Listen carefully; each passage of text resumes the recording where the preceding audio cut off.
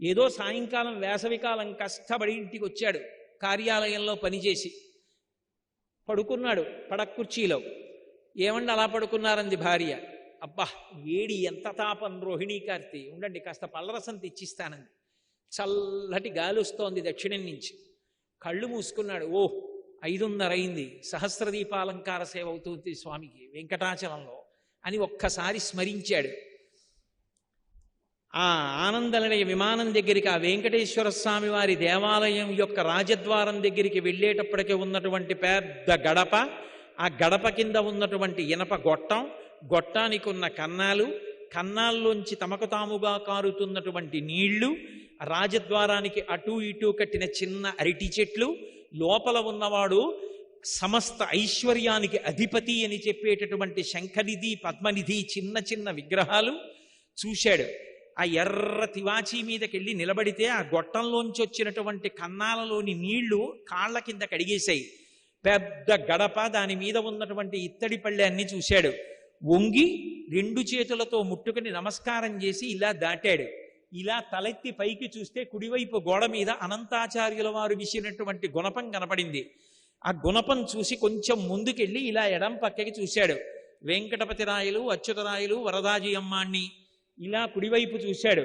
చిన్న టోపీ పెట్టుకుని తనుబతికుండగానే కృష్ణదేవరాయల వారు స్వామివారి ముందు నమస్కారం చేస్తూ తన 2 భార్యలు తిరుమలదేవి చిన్నాదేవితో నిలబడి ఉన్నటువంటి కృష్ణదేవరాయల వారిని చూశాడు. ఓహో ఎంతటి ధన్యాత్ముడు రా అనుకున్నాడు. 2 అడుగులు ముందుకెళ్ళాడు. ఎడం పక్కన తులాభారం.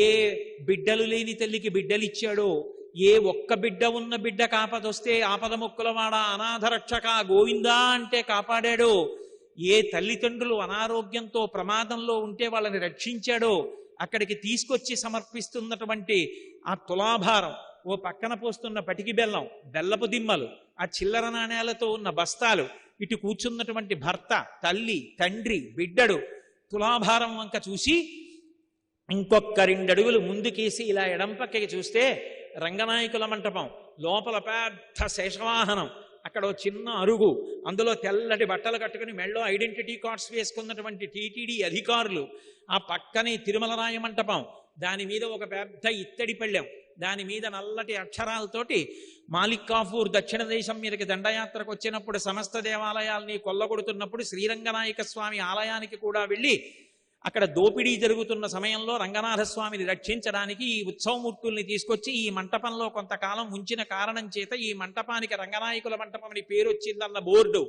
అవన్నీ చదివి కుడిపక్కకి చూశాడు. స్వామికి ఊంజల్ సేవ జరిగేటటువంటి మంటపం, అనేకమైన అద్దాలు బిగింపబడి ఉంటుంది. దానికి మెట్లు, ఆ మెట్ల మీద కూర్చున్నటువంటి అధికారులు, వాళ్ళేదో ఆ తర్వాత జరగబోయేటటువంటి ఉత్సవం గురించి చేస్తున్నటువంటి చర్చ. ఈలోగా అక్కడ దాకా వెళ్ళి చూశాడు. ఒక్క అడుగు ముందుకొచ్చి ఆ తిరుమలరాయ మంటపం రంగనాయకుల మంటపం పక్క నుంచి నడుస్తూ దాని వెనక నుంచి అవతల వైపుకి వచ్చాడు. కళ్యాణ మంటపం, 2 పక్కల గోడలకి పెట్టబడిన పెద్ద పెద్ద ఫ్యాన్లు, వేదిక, 2 సింహాసనాలు. ఇక్కడే మా స్వామి కళ్యాణం జరుగుతుంది. దాని వెనకాతల ఉన్నటువంటి పెద్ద పొడుగైన అరుగు, ఇక్కడే కళ్యాణం దంపతులతో వచ్చినటువంటి వాళ్ళు కొంతమంది కూర్చుంటూ ఉంటారు. ఇవ్వవలసినటువంటి వస్త్రాలు ప్రసాదాలు తెచ్చి ఇక్కడే పెడతారు అని ఓసారి ఆ మంటపం వంక చూసి నమస్కరించి మళ్ళీ కుడి పక్కకి తిరిగాడు. ఎర్రటి పెద్ద గ్యాస్ గొట్టం ఒకటి ఎడం పక్కన వెళ్ళిపోతోంది. గోడ, దానికి యువతల వైపు ఇత్తడి కచ్చడం, పెద్ద తెడిక లాంటిది. చిన్నపిల్లలు తెలియక దాని బుడిపిల్లు ఇలా గిరగిరగిరగిర తిప్పుతున్నారు. ఆ గోడకి ఉన్న రాళ్ల మధ్యలో ఉన్నటువంటి ఎడుల్లో కొంతమంది అమాయకంగా వాళ్ళ కార్యాలయాలు, వాళ్ళ వ్యాపార సంస్థలు విజిటింగ్ కార్డ్స్ దోపుతున్నారు.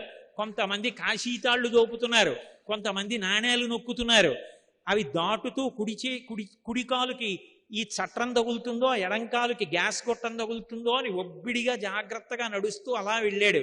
కుడి పక్కకి తిరిగేటప్పటికి బ్రహ్మాండమైన ధ్వజస్తంభం. ఓసారి పివిఆర్కే ప్రసాద్ గారి జ్ఞాపకానికి వచ్చారు. దానికి కట్టినటువంటి దర్భలు, ఆ దర్భలతో ఉన్నటువంటి ఆ ధ్వజస్తంభాన్ని దాటి ఒక్కసారి ఆ బలిహరణ మంటపం చూసి అక్కడ నమస్కారం పెట్టి ఎడం పక్కకి తిరిగి మెట్టు దాటి పెద్ద గడప దాటాడు. గోడ పక్కన ఎడం వైపు చిన్న కిటికీలా ఉండి అందులో ఈ మధ్యనే బయటపడినటువంటి విగ్రహాలు గాజు పీటికలో పెట్టబడి ఉన్నాయి. దాటి కొంచెం ముందుకెళ్ళాడు.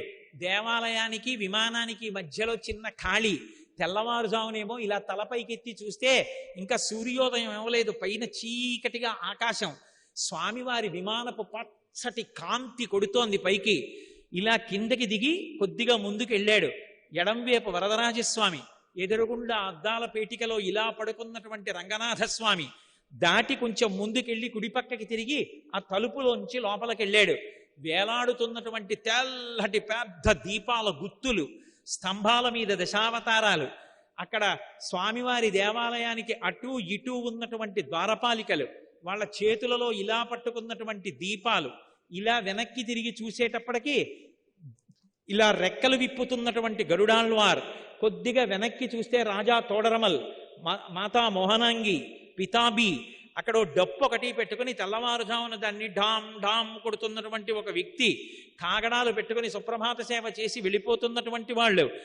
ఈ ఉత్సవాలు అవి రాబోయే బ్రహ్మోత్సవాలు ఎంత బాగా జరపాలని స్వామివారి దగ్గర కైంకర్యంలో మురిసిపోతూ నిలబడ్డ చైర్మన్ గారు, ఆయన పక్కన ఈవో గారు, వీళ్ళందరూ అక్కడ మాట్లాడుకుంటుంటే చూసి ఓహో బ్రహ్మోత్సవాలకి ఏర్పాట్లు అవుతున్నాయనుకుని లోపలికి వెళ్ళి ఒక్కసారి అక్కడ ఇలా వేటమాలుగా ఉన్నటువంటి చెక్క మీద, దాని మీద ఎర్ర తివాచి వేసి ఉంటే ఎక్కాడు. ముందు నడుస్తున్న ఆయన పిల్లాన్ని భుజాల మీద కూర్చోబెట్టుకుని గోయిందా అంటున్నాడు. అయ్యా కనపడదు, కొంచెం పిల్లాన్ని దింపండి అన్నాడు. ఆయన సహృదయంతో పిల్లాన్ని దింపి ఎత్తి పట్టుకున్నాడు. ఇలా చూసేటప్పటికి ఆ పైనుంచి ముగ్ధమోహన స్వరూపం, ఆ పెద్ద కిరీటం, దాని మించి తోమాల, ఇంతంత ఊర్ధ్వపుండ్రాలు కనపడ్డాయి. పరమానందంతో రెండు చేతులు ఎత్తి గోవిందా గోవిందా అంటూ ముందుకెళ్ళాడు.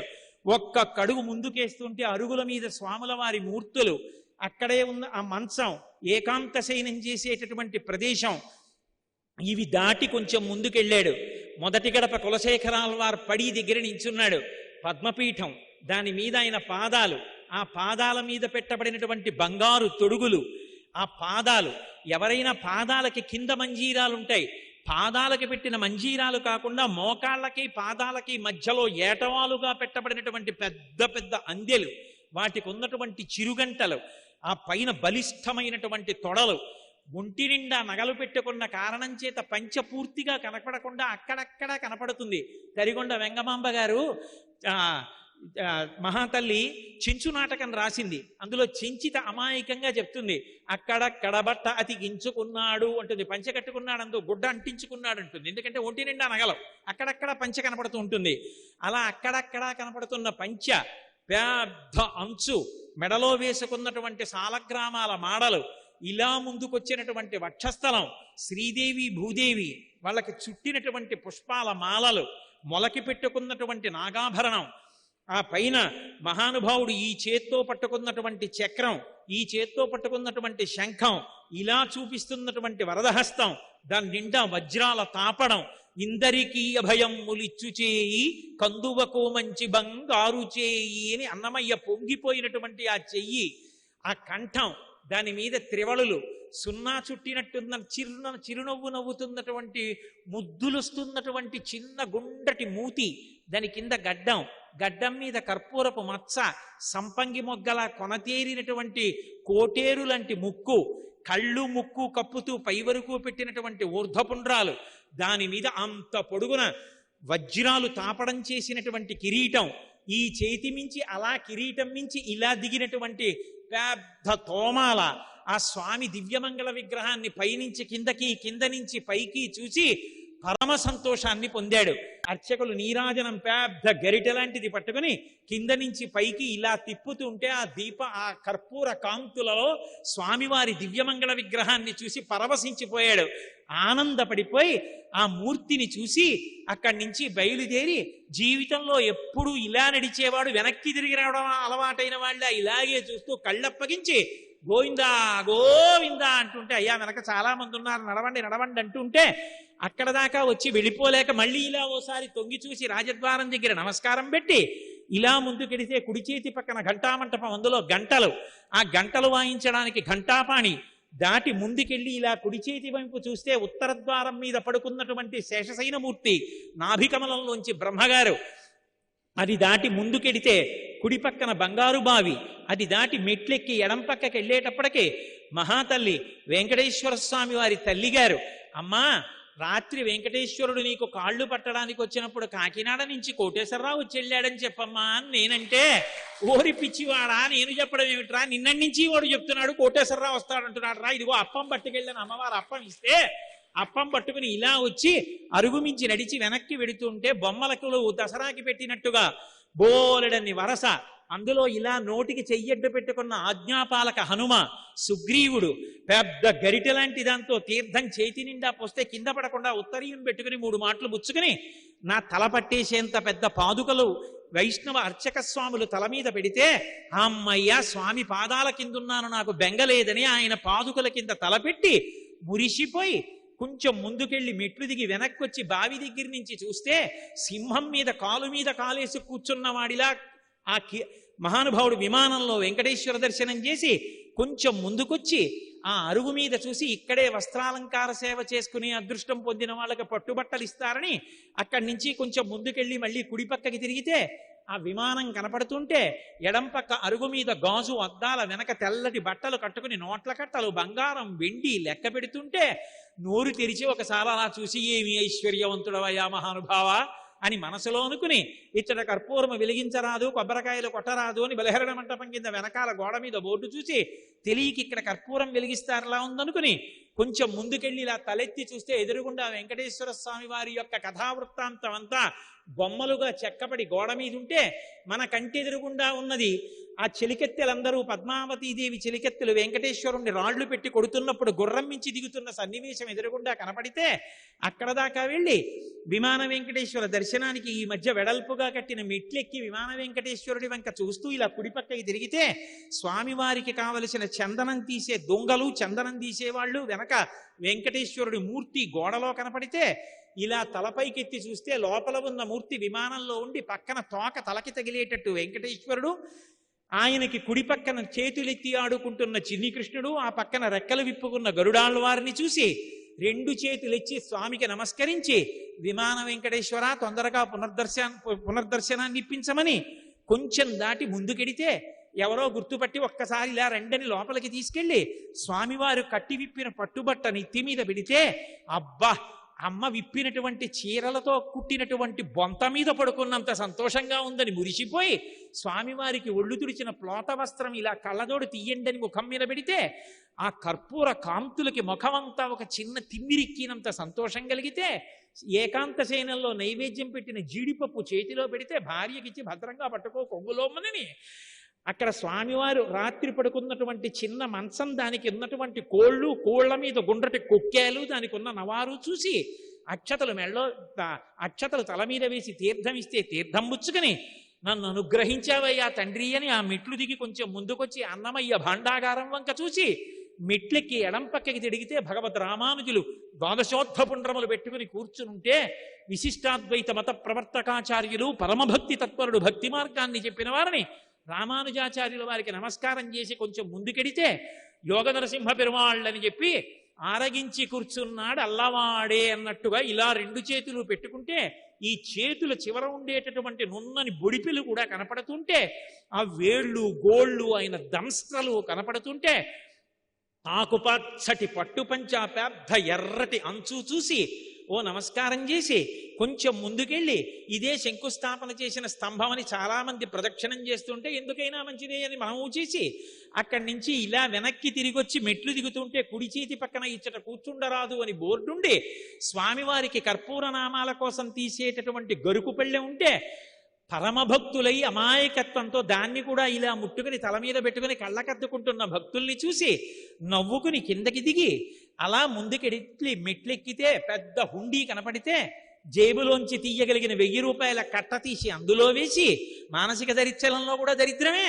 1000 రూపాయల కట్ట వేసి ముందుకెళ్ళి ప్రదక్షిణంగా తిరిగి మెట్లు దిగి ఇలా ఎడం పక్కకి చూస్తే గోడ మీద లక్ష్మీదేవి ఉంటే అక్కడికి వెళ్ళి మిగిలిన వాళ్ళందరూ ఎగిరెగిరి పాదాలు పట్టుకోవడానికి ప్రయత్నిస్తుంటే పొడుగ్గా పుట్టి పొడవైన చేతులున్నందుకు నా జన్మ సార్థక్యమని కించిత్ అతిశయంతో ఇలా 2 చేతులు ఎత్తి అమ్మవారి పాదాలు పట్టుకుంటే మిగిలిన వాళ్ళు ఆయనకి పాదాలు ఎత్తకుండా మనవలు ఎత్తకుండా అమ్మవారి పాదాలు అందాయని చూస్తుంటే మురిసిపోయే చల్లటి పాదాలు చేతులకి తగిలితే కళ్ళకద్దుకుని తల మీద పెట్టుకుని యువతలకొచ్చి కుబేరస్థానమని ఆ మూల రావే అని భార్యని పిలిచి దగ్గర కూర్చోబెట్టుకుని అక్కడ తడిగా ఉన్న చోట ఓసారి కళ్ళజోడు తీసి కొడుక్కిచ్చి ఆ ఉత్తరీయం తీసి నడుముకి కట్టుకుని నేల మీద పడి నమస్కారం చేసి తొందరగా మళ్ళీ దర్శనం ఇవ్వయా తండ్రి అని నమస్కరించి పైకి లేచి గుండెలు కంటుకున్నటువంటి ఆ నీరంతా తడి తుడుచుకుని కళ్ళజోడు పెట్టుకోవాలి కాబట్టి కనురెప్పలు కూడా ఉత్తరీయంతో తుడుచుకుని మళ్ళీ కళ్ళజోడు పెట్టుకుని ఆ తాడులో అటువైపు గోవిందా అంటూ పరిగెత్తుకెళ్ళిపోతున్న భక్తుల్ని చూసి ఇప్పుడే మేము అనుభవించాం, మీరు అనుభవిస్తున్నారు, అదృష్టవంతులం మనందరం అనుకుని ఇలా ఎడం పక్క నుంచి మళ్ళీ మెట్లెక్కి అవతల వైపుకి దిగి మళ్ళీ ఎడం పక్కకి తిరిగితే అవతల గంగాళాలు పెట్టుకుని ప్రసాదాలు ఇస్తుంటే ఎందుకైనా మంచిదని కొడుకుని అటు పంపించి భార్యని ఇటు పంపించి నేను ఇటు వెళ్ళి 3 వరసల్లోంచి అవతల వైపుకి వచ్చి పూలబావి దగ్గర నిలబడి నీకేమిచ్చారంటే లడ్డిచ్చారంటే, నాకేమిచ్చారంటే చక్ర పొంగలు ఇచ్చారంటే, నీకేమిచ్చారంటే పులిహార ఇచ్చారంటే, ముగ్గురం పంచుకు తిందామని చక్ర పొంగలు కూడా పెట్టంటే నాన్నగారండి షుగర్ అంటారు కదా అంటే ఇక్కడ షుగర్ ఏంట్రా అని 3 చక్కగా జుర్రుకుని నాలిక్కి ఇలా అది కూడా నాకేసి ఆ కింద పడేయకుండా ఆ ఆకు బుట్టలన్నీ తీసుకెళ్లి బుట్టలో పడేసి వంటశాలలోంచి వస్తున్న వాసన పీలుస్తూ నించుంటే ఎందుకలా చూడడం, కాసేపు ఆ కష్టతల పాదపద్మరాధనానికి వచ్చినప్పుడు మనకి లడ్లు వడలు ఇస్తారు లేండని భార్య అంటే సంతోషంగా వెళ్ళి అక్కడ ఉన్న పంపు నొక్కి దాని కింద చేయి పెట్టి కడుక్కుని తీయటి నీళ్లు కాసిని తాగి ముందుకొస్తే కాగడాలు స్వామివారి ఊరేగింపులో వెళ్ళినవి తీసుకొచ్చి అక్కడ పెట్టి నీటి గొట్టాలతో కడుగుతుంటే నీరు కొంచెం జిడ్డు జిడ్డుగా ఉంటే గట్టిగా పట్టుకోవేవో అని భార్య చెయ్యి పట్టుకుని కొంచెం మెట్లు దిగి ఇలా మళ్ళీ ఎడం పక్కకి తిరిగి పైకి చూస్తే స్వామివారికి తగిలిన గుణపం కనపడి మళ్ళీ ఇలా చూసి ఓసారి లోపలకు కనపడుతుందేమో అని తాపత్రయపడితే ధ్వజస్తంభం అడ్డొస్తే స్వామి మళ్ళీ తొందరగా పిలిపించుకోవయ్యా అని ఆనందంగా వెళ్ళి పెద్ద గడప దాటి బయటికి వెళ్ళి స్వర్ణరథం పూర్వం ఉన్నటువంటి మందిరం దగ్గర దించుని కొడుకు వెళ్ళి ఆ ప్రసాదం పట్టుకొస్తే వేడిగా అప్పుడే కట్టిన ప్రసాదం ఏమో ముక్క విరిచి కళ్ళకత్తుకుని ఇప్పుడైతే మళ్ళీ తినడానికి షుగర్ అడ్డు రాదని గభాలను నోట్లో వేసుకు తింటుంటే ఎవరో వచ్చి అయ్యా కొద్దిగా ప్రసాదం పెట్టండి అంటే సంతోషంగా ఆయనకు ముక్క పెట్టి ఆనందంతో ఆనందనిలయం విమానం వంక తిరిగి నమస్కారం చేస్తుంటే పెద్ద పెద్ద నిచ్చెనల్లాంటి షెడ్ల మీద సెక్యూరిటీ వాళ్ళు నిలబడి తుపాకులు పట్టుకుంటే నా దేశంలో తండ్రి దేవాలయంలోకి వెళ్ళడానికి ఇలాంటి వ్యవస్థ లేని రోజు మళ్ళీ ఎప్పుడు వస్తుందో అని నమస్కారం చేసి ఆనందపడిపోతుంటే భార్య వచ్చి ఏమండి ఇదిగో పళ్ళరసం తీసుకొచ్చానంటే మళ్ళీ అప్పుడు బహిర్ముఖుడై ఓహో ఆఫీస్ నుంచి వచ్చి పళ్ళరసం కోసాన్ని ఇక్కడ పడుకున్నాను సహస్రదీపాలంకార సేవ గుర్తొచ్చి ఆనంద నిలయం వెంకటేశ్వరుడు గుర్తొచ్చాడని మురిసిపోతే కేవలం అలా స్మరించినంత మాత్రం చేత స్మరణాత్ సర్వపాపఘ్నం స్మరిస్తే గోవిందా అని పిలిస్తే చాలు. అందుకే మహానుభావుణ్ణి వెంకటేశ్వరా అని పిలవరు, కొండెక్కుతూ గోవిందా అంటారు. ఎందుకని? అంత పెద్ద వాన పడిపోతే ఆ రోజున ఇంద్రుడి వల్ల నీవు ఈ ఉరుములు ఈ మెరుపులు ఈ యశనుల ఘోషములను ఈ జలధారల్ నీయానము నెరుంగము కుయాళింపగదయ్య గుణరత్న నిధి అని గోపాల బాలురు గోపకాంతలు అడిగితే వాళ్ళని రక్షించడానికి బాలుండాడుచునాతపత్రమని సంభావించి పూగుత్తి కింగేలం దల్చిన లీలలేనగవుతో కృష్ణుండు తానమ్మహాశైలం మున్వలకేల దల్చి విపుల ఛత్రముగా పట్టే తద్భీలభ్రచ్యుత దుశ్శిలాచకిత గోపీ గోపంక్తికిన్ వాళ్ళని రక్షించడానికి ఆ గోవర్ధన పర్వతాన్ని పైకెత్తి ఇలా కుడి చేతి వేలు మీద పట్టుకుని హరిదోర్దండముగామ గుబ్బ శిఖరం బాలంబె ముక్తావళుల్ వరగంజారెడు తోయబంధువులు గోపాలంగనా పాంగహాసరతుల్ రత్న జయంబుగాగా అచల ఛత్రంబు శోభిల్లి తద్గిరిభిద్దుర్మద భంజియై జలధిరక్లిన్న ప్రజారంజియై. ఆయన చెయ్యే ఆ గొడుక్కి కర్ర, ఆ పైనుంచి పడుతున్నటువంటి వాన ముత్యాల జాలు, గోపకాంతల కళ్ళల్లోంచి వస్తున్నటువంటి కాంతి ఎలా ఉందంటే అదంతా ఉద్దీపింపచేస్తోంది. చూపుల చేత 7 రాత్రులు 7 పగళ్ళు పోషించాడు. లోపలికొస్తే పిల్లాడు కొండలేస్తే ఎక్కడ చచ్చిపోతామో అని నమ్మకుండా బయట నించున్న వాళ్ళని బతిమాలుకున్నాడు ఆ రోజున.